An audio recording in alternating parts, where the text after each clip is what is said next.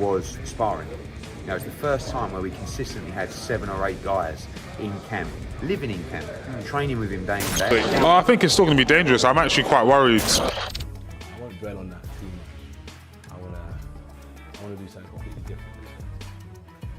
Anthony Joshua knocks out 4 sparring partners in one night, and it isn't just brute force. Eddie Hearn confirms how incredibly difficult it is to find men who can keep up with AJ's speed, power, and relentless pressure. Every knockout highlights Joshua's tactical sharpness, perfect timing, and ability to overwhelm even the most. I get involved with sparring, and you know, we select sparring partners between Rob McCracken and AJ's training team and AJ and me, and to find a 23 stone guy who moves fast, who has fast hands, who has a great engine, who forces the pressure, is very, very... Inside sources reveal a staggering night at AJ's gym. Joshua dropped 4 sparring partners in a single session, each one struggling to land anything meaningful. Jake Paul, pay attention. You wouldn't survive a round under this kind of pressure. AJ's accuracy, power, and fight intelligence run on a level far beyond anything you've faced. This is a real fight. And, you know, some people say, yeah, but is AJ going to go easy on him? No. David Hay doesn't sugarcoat the truth. Jake Paul stepping in with AJ is like showing up to a hurricane with a squirt gun. Joshua is a physical masterpiece, strength, speed, and knockout power built to perfection. Standing beside him, Jake looks like his from a different sport entirely. This isn't a matchup. Jake Paul can come 15-20% in regards to Anthony Joshua. He's a completely different specimen. Look, you'll see what it looks like when it's... Joe Rogan captures it perfectly. This isn't a normal fight, it's controlled destruction. AJ's one-punch knockout reputation is well earned. Just ask anyone he's dropped. Jake Paul stepping into that ring is like wandering into a lion's cage. The risk is enormous. The outcome seems almost... Yeah. Because Joshua's going to try to make an example out of him, for sure. And will. I mean, Anthony Joshua's one of the biggest one-punch KO artists. What he did to Francis Ngannou, good lord. Yes. Do you want that? Duke McKenzie doesn't hold back. For AJ, this is a light night's work, a payday with almost no difficulty. Jake Paul is wildly outmatched. One mistake and he could be leaving the ring in an ambulance. Joshua's size, strength, and experience turn him into a nightmare opponent. This isn't a contest. It's a lesson. This is his fight of his career. If he wants to get 100 million and not even break sweat, you know, you take the fight. Is it going to enhance his stock as the world's #1 contender? Not at all, because nobody's going to take Jake Paul seriously. But on the other hand, should I don't even want to play devil's advocate. What if Joshua seriously hurts this guy, and puts this guy in... Derek Chisora fires off a brutal assessment. Jake Paul's sparring setup is a joke. Repeatedly dropped in training and barely surviving against men who aren't even world-class. Meanwhile, AJ is sharpening his timing, technique, and knockout power. The gap between them is enormous. Jake is drowning, and the boxing world is watching it happen. But he's got in his sparring camp. I personally don't believe that you can actually... The sparring partners he's got right now, they're pushing him to be menace. Logan Paul confirms what everyone already suspects. Jake is nowhere near AJ's level. Even a massive, undefeated fighter like Ngannou was iced quickly. Jake stepping in with Joshua is pure madness. AJ's power, precision, and ring IQ would strip away every ounce of Jake's confidence instantly. This isn't hype. It's a reality check. The Joshua thing is crazy. Is that a real conversation? Jake's a fucking lunatic, and it's probably real. I saw Joshua knock out Francis Ngannou, and the guy was like out cold for 5 minutes. And this is a guy who had never been knocked down, let alone knocked out. If he steps in the ring with him, and actually a bell rings and there are punches thrown, every bit of Jake Paul is not a real boxer conversation is gone forever. Frank Warren lays it out cleanly. Jake Paul may convince himself he's ready, but Joshua fights in a league far above. This is not a performance or a circus. AJ's discipline, preparation, and knockout power are as real as it gets.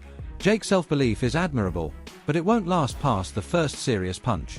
It's a dangerous fight. Of course, it's a dangerous fight. But I'm not here to be there selling their show. I've got no interest in the fighters from that perspective. I just think that he is a licensed boxer. He trains. He knows what he's getting involved with. He's not an idiot, and he knows what he's going to be up against. But he must believe in himself too. Tony Bellew cut straight through the noise. If AJ wants the fight to end immediately, it will. Jake Paul, despite all the talk, is outmatched in size, strength, experience, and ring IQ. Joshua doesn't just fight, he controls everything: the tempo, the distance, and the finish. When Bellew says, "It lasts as long as Joshua wants," he means it literally. Paul is stepping into a storm he cannot survive. Because if Anthony Joshua puts 10-ounce gloves on and gets in a boxing ring and Jake Paul is in the other corner, this won't last long. This will last as long as Josh wants it to last. This won't last long. It ends whenever Josh decides. Sam Jones sounds the alarm. Jake Paul isn't just facing a skilled fighter. He's facing a heavyweight capable of ending a career with one clean shot. Joshua's right hand, the same one that flattened Ngannou, is a weapon Jake is not prepared for. This isn't playful sparring. One accurate punch could change everything for Jake, and not in a good way. Listen, we can all joke, but nobody wants any permanent damage to happen to Jake Paul. But if Anthony Joshua hits Jake Paul with the right hand he hit Francis Ngannou with, he could brown bread him. Chisora holds nothing back. Joshua should dominate from the first bell. If Jake survives longer than 3 rounds, it's not skill, it's luck. AJ destroyed Ngannou in 2 vicious rounds, proving just how lethal he is. Jake entering this fight is walking into a gauntlet built to break him. Joshua will decide how fast Jake gets exposed and how brutally the night ends. No, I don't back Jake Paul. That means what is AJ doing? He has to smoke him in 3 rounds. The same way he did Ngannou. How many rounds was Ngannou? 2, second round. Exactly. So he has to smoke him. Tony Bellew highlights the unavoidable truth: Joshua is miles ahead in every category. Physically, technically, mentally, the gap is staggering. AJ isn't just taller, he's nearly 100 pounds heavier, and every pound contributes to terrifying punching power. No hype or social media fame can bridge that difference. When the bell rings, Joshua controls everything. If AJ lands clean, Jake Paul's bravado disappears instantly. Anthony Joshua, who's now 5 inches bigger than you, maybe more, or 4 or 5 inches bigger, and about 100 pounds heavier. You just don't go from there right up to there. I don't believe it. And I won't believe it until the two of them got 10-ounce gloves on in a boxing ring. Because if Anthony Joshua puts 10-ounce gloves on and gets in a boxing ring and Jake Paul is in the other corner, this won't last long. Derek Chisora delivers the message with absolute clarity. Jake Paul does not possess the tools needed to deal with Anthony Joshua. This isn't just a mismatch in skill, it's a mismatch in size, power, and experience. One punch from Joshua could send Paul straight to the hospital. The hype may be entertaining, but the risk is real. Jake is stepping into a storm far beyond what he understands. Living in camp, training with him day in, day out. And it made a big difference in the fight. So I think he knows that the way that he's going to improve is time in the gym and also the quality of sparring. Johnny Nelson sets the tone for what could be a frightening night for Jake Paul. He describes AJ as a relentless force capable of turning this fight into a one-sided demolition. Fans know Joshua's power. Pundits know his precision. And everyone knows Jake has never faced anything remotely like this. Every punch AJ throws has the potential to end the fight. This isn't hype, it's the brutal reality of stepping in with a world-class heavyweight. The bigger in this equation, not for me. Maybe for MVP, Nikisa, Jake Paul, but not for me.